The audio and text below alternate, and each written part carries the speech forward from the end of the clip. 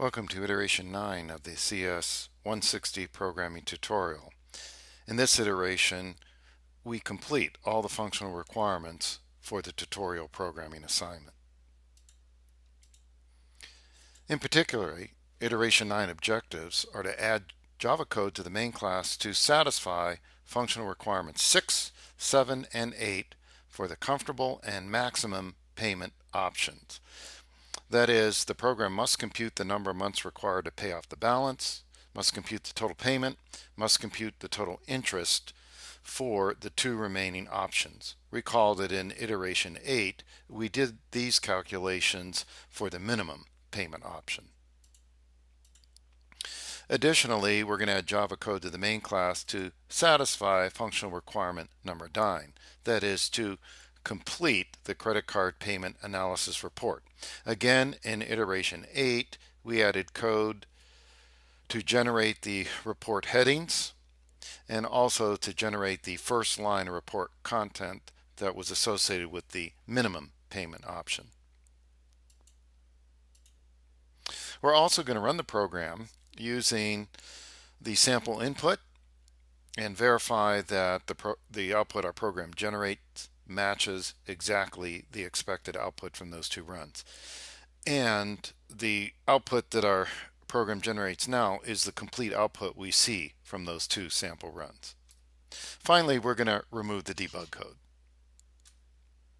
With respect to code design, to address the functional requirements 6, 7, 8, and 9 for the comfortable and maximum payment options, well, what do we need to do? Well, we recognize that we are just going to basically duplicate all the algorithmic steps and as a result the Java code that we had for the minimum payment option. So we'll simply duplicate declarations for the variables holding the number of months, the total payment, and total interest, renaming them as appropriate. We'll duplicate the code for the associated calculations, and we'll duplicate the code for generating the report content. This is going to be very easy. So without further ado, let's go over to our code.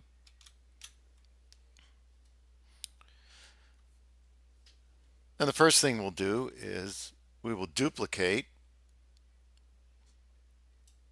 the three variable declarations we'll need. And we'll do it twice. Once for the comfortable and once for the maximum. And I'm just going to follow the same naming convention here. We'll use 2 for comfortable, and we'll use 3 for maximum. We also have to ensure that our code is in sync with our comments. So I'm going to change the associated comments.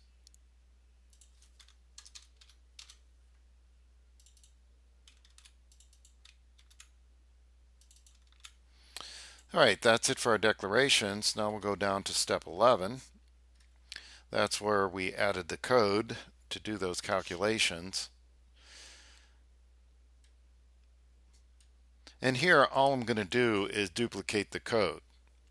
Because the algorithmic steps are exactly the same, I'm not going to refine them further. So I'm just going to take the blocks of code that we need, duplicate them twice,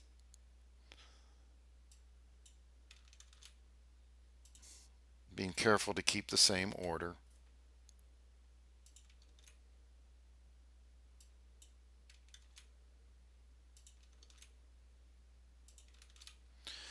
And then I have to make sure that I change for this first set. All the ones I see need to be changed to 2s. We could easily introduce an error here if we're not careful.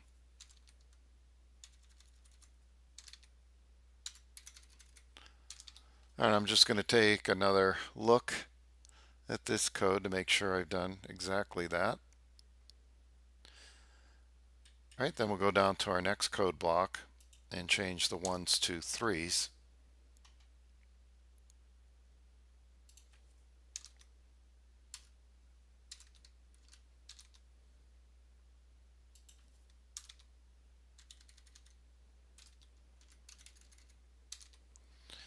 All right, that looks good.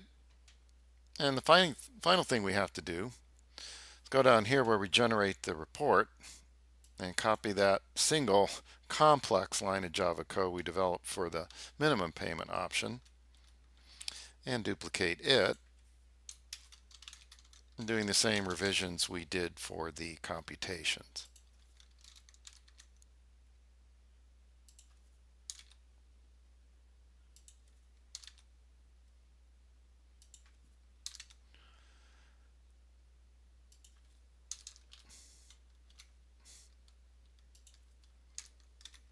These will be threes.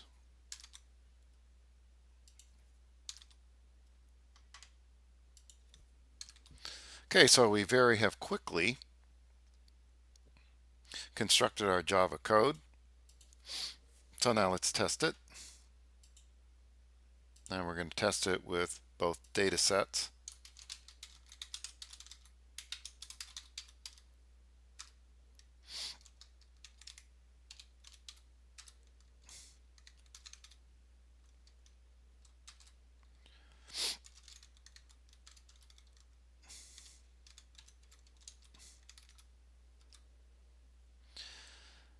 All right, now I'm going to give this a once over, and what I'm looking for is to make sure we've got all the content there, that all the values are correct, and all the values are formatted and aligned properly.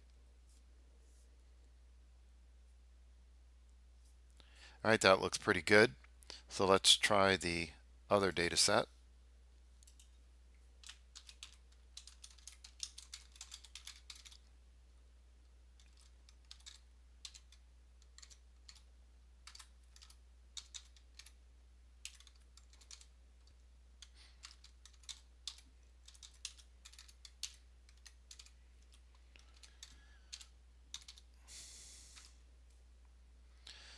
And we'll give this the once over.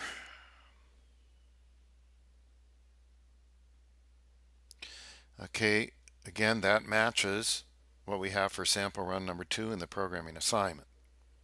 All right, so the last thing we need to do is remove all our debug statements. I'll start at the top, and these will be easy to remove because I have prefaced all the debug statements with a comment that says debug. So I can quickly locate and eliminate those.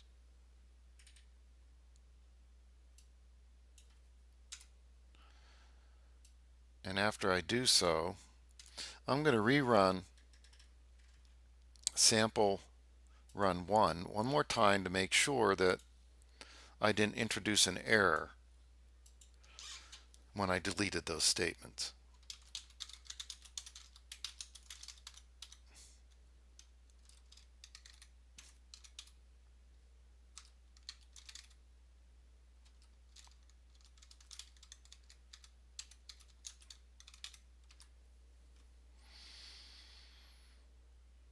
All right, all the debug statements are gone, and we've got the same results as we had last time. So now I'm fairly confident that I have successfully completed this programming assignment. I hope this has given you some insight into how to carry out the software development process and will help you in the future for your own programming assignments. Happy programming.